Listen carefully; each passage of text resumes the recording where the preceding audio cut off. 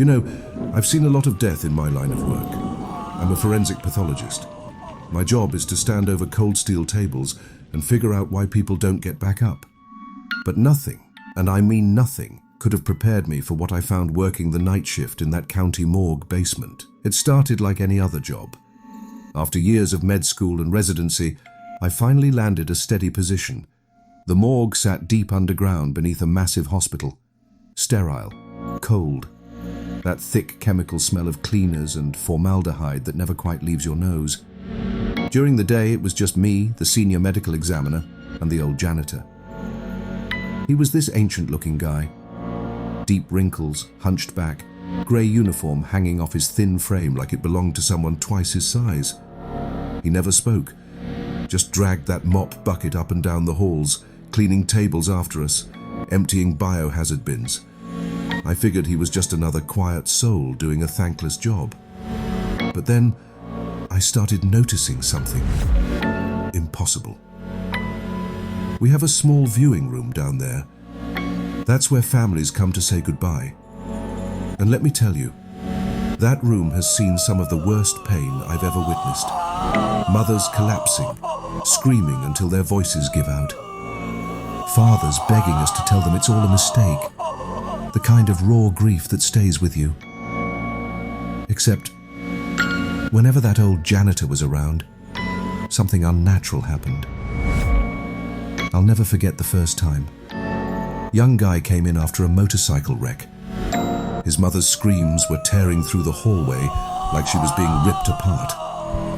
I was at the desk, heart heavy, when the janitor shuffled past me. He pushed open the viewing room door and stepped inside.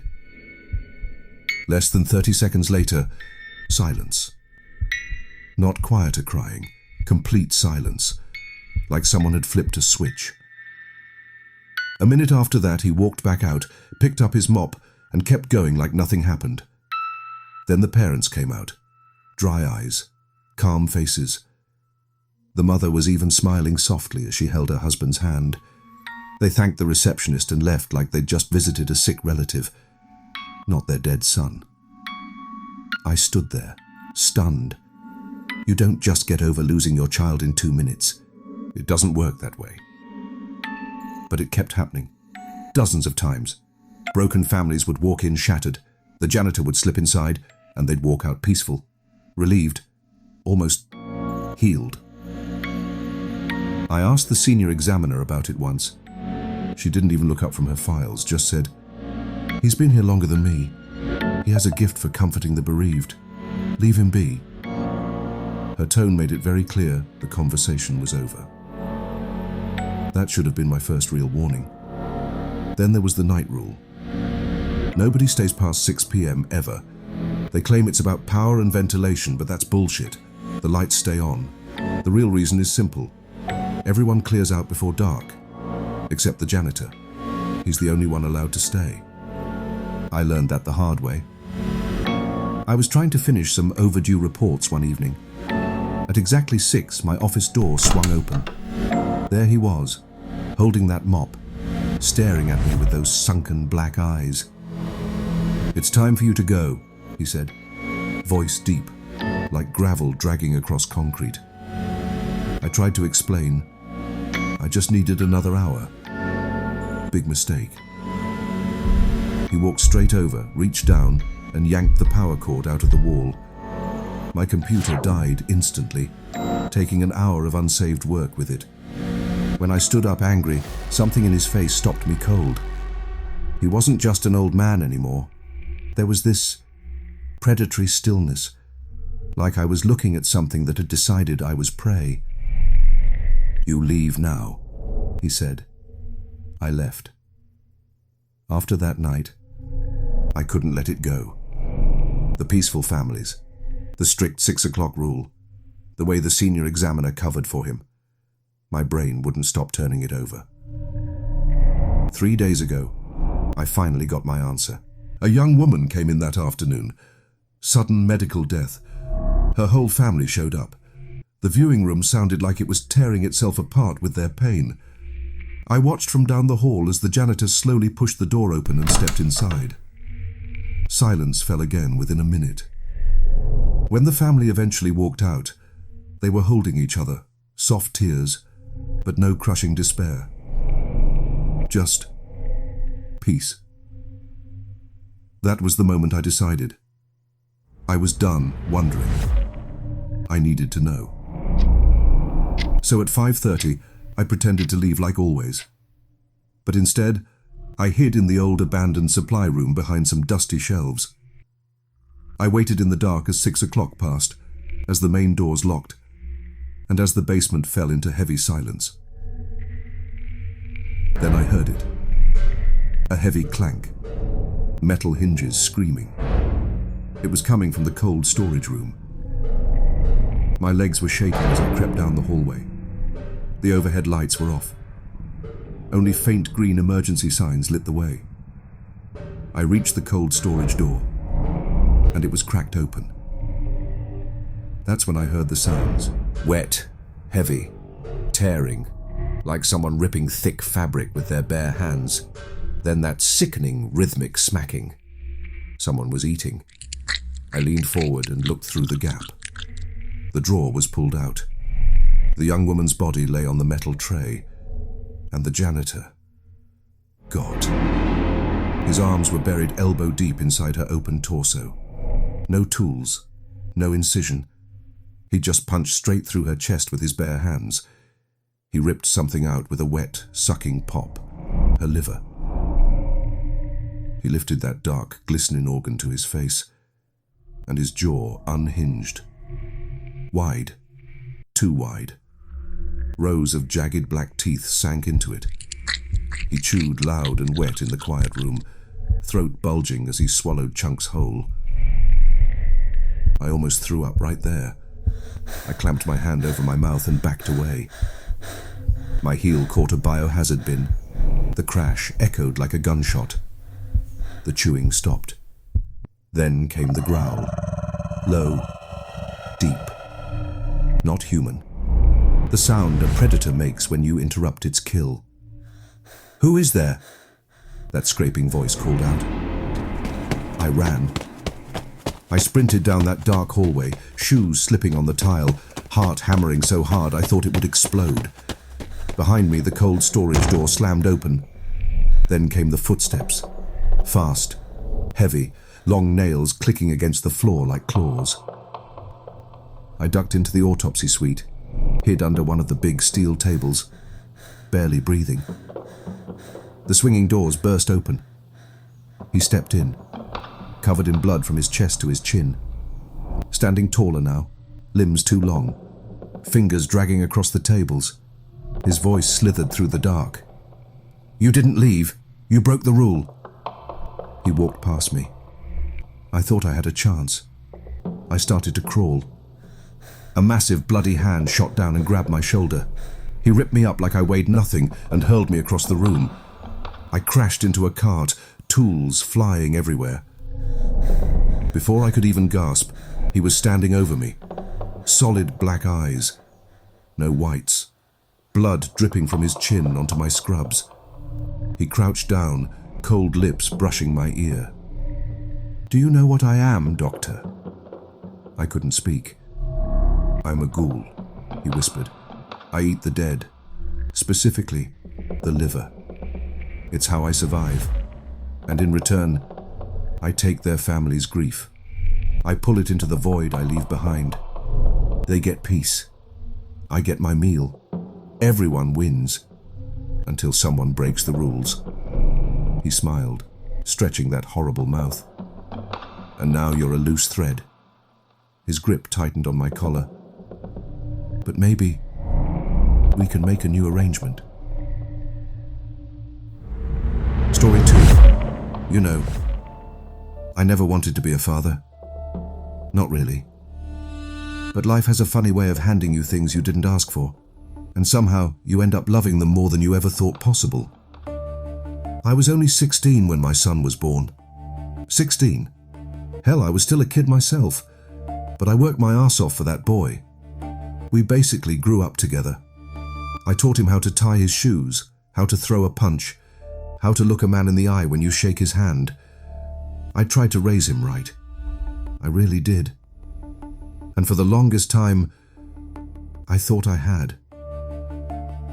He was always polite, well-mannered, the kind of kid teachers loved and parents wished they had. And God, the way he had with girls. Even in high school, he had this charm about him. Every other week, it was a new love of his life. He'd come home smiling, telling me all about her. At 15, I just figured it was normal teenage stuff. Cafeteria dates, notes in lockers, that kind of thing. But by 17, he started bringing them home. He'd bring these girls over for dinner, sit them right at our table with me and his mom. They were always pretty. Sweet smiles, nice manners, different girls every few months. I'm not great with names, but I never forget a face. That's what started bothering me. Because after a while, I started seeing those same faces on missing person flyers. At first I told myself it was just a coincidence. Small town, stuff happens. But then Miranda came over. Sweet girl, laughed a lot. My son seemed really into her. 2 weeks later, her face was on a pole at the gas station. Missing. That's when the little things started adding up. He never brought the same girl home more than once or twice. I'd catch him sneaking out at night, coming back in the early hours with this look in his eyes. Hollow. Empty. But when he talked about these girls to me, his voice would get excited in a way that didn't feel normal. Like he wasn't remembering good times. Like he was fantasizing about something darker. I prayed I was wrong. I begged God I was losing my mind. But the dots kept connecting. One night I came home from a long shift. I went straight upstairs to his room. I needed to talk to him. I needed him to look me in the eyes and tell me I was crazy. But he wasn't there. The room was empty, except for something on his nightstand. A neat little stack of missing person flyers. One for every girl he'd ever brought home. 7 of them. If it had just been the flyers, maybe I could have talked myself out of it. Maybe he was helping search. Maybe he kept them as some kind of reminder. But then I picked them up, and I saw what he'd written on each one. In the same handwriting, I sat with him for hours helping him practice.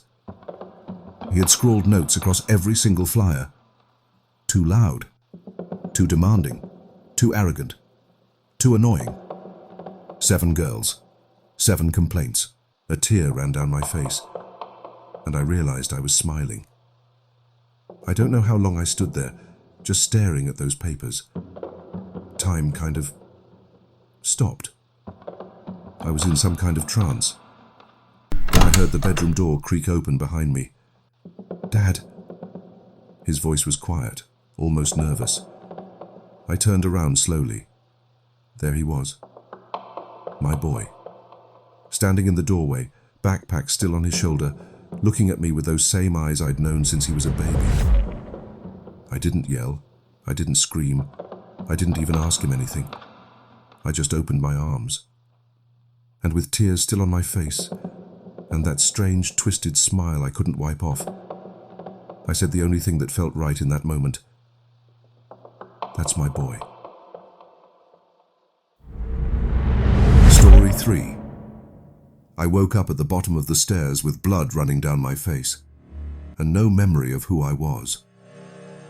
My head was pounding so hard I could barely see straight. Warm blood trickled down my temples, soaking into my shirt. Everything felt wrong.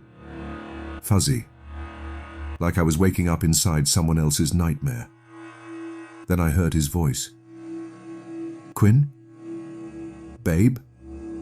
I blinked through the pain. There was a man leaning over me. Tall, thick dark hair falling into his eyes, early to mid-20s. His clothes were dirty, stained, like he hadn't changed in days. But I knew him. Somewhere deep down, I knew him. This was Freddie. My husband. Violent flashes slammed into my skull. We were playing. He was chasing me through the house, laughing. I tripped and fell down the stairs. At least, that's what he told me. For a second, I thought he was going to stomp on my head. His worn Converse lifted slowly. Then he backed off when I managed to sit up. He dropped down beside me, all gentle and concerned. But I saw the way his hand slipped into my jeans pocket while he helped me. I felt his fingers tremble as he cradled my face. Right before his grip tightened, nails digging into my skin like he wanted to crush me. "You fell," he said flatly, jerking my chin toward him. "Babe." He kept saying that word like it tasted bad in his mouth, like a question he was tired of asking. I dragged myself to the kitchen, my legs shaking. I needed water, but when I opened the cupboard, there were no glasses, just plastic party cups that said, "Happy Birthday." Freddie stood behind me, arms folded, watching. "Why do we only have plastic cups?" I asked. He tilted his head. "What do you mean, babe?" That word again, dripping with something ugly. Later, when he tried to clean the cut on my head, he wasn't gentle. He poked the wound hard with the cotton bud until I snatched it away. His fingers twisted in my hair, pressing on every sore spot on purpose. I opened more drawers. No knives, no real silverware, just plastic forks and spoons. Freddie didn't answer. He was staring at his phone. "Who are you talking to?" I asked. He dropped to his knees instantly, eyes wide with fear. "Nobody. Babe?" He stopped talking after that. I spent the rest of the day walking through a house that felt like a prison I couldn't remember. The front door was locked. The sliding glass door was locked. Every window had been sealed shut. And on the living room floor, I found a thick leather dog collar attached to a heavy chain. In the bathroom, the walls were covered with yellow sticky notes. All of them said the same word in black marker: mine. "Dinner's ready," Freddie called from downstairs. He paused. "Babe." He made pasta and poured wine. I watched him the entire time. He didn't eat. He just stared at his phone. No typing, no scrolling, just staring. That night, after he went to bed without saying goodnight, I picked up his phone. No signal, no notifications. But when I opened his messages, there they were. Texts to someone named Hannah. "I thought about you last night. I miss you. It's okay, sweetie. I'll kill the bitch." Every single message marked red, not delivered. I found Freddie in our bedroom on his knees, ripping through my clothes, searching desperately. "What the hell are you doing?" I demanded, holding up his phone. He froze. Then he turned slowly, eyes broken. "Yes," he whispered. "Hannah is my girlfriend." His voice cracked as he stood up, stepping so close our faces almost touched. "Hannah, the woman you locked in the basement, the one you torture with that collar every time I don't obey you. You destroyed my real phone. You sealed every door and window. You replaced everything with plastic so I couldn't hurt you. You told me you'd kill her if I didn't call you babe." He fell to his knees again, sobbing. And in that moment, another memory slammed into me. I wasn't the one being chased. I was the one doing the chasing. A slow, sick smile spread across my lips.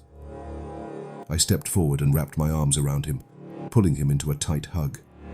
I buried my face in his shoulder, breathing him in. He's mine. He'll always be mine.